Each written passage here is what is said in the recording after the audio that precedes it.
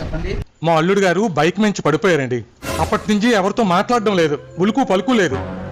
అవునా? పక్క రూమ్లో బెడ్ మీద పడుకోబెట్టండి, నేను వచ్చి చూస్తా. సరే డాక్టర్ గారు. A few moments later. Doctor గారు, మా అల్లుడికి ఏమైందండి? మీ అల్లుడి గారికి తల మీద బలమైన దెబ్బ తగిలిందండి. మీ అల్లుడి గారి బ్రెయిన్లో మెమరీ అంతా డిలీట్ అయిపోయింది.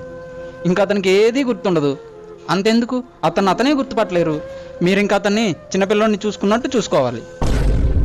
సరే డాక్టర్ గారు. 3 weeks later.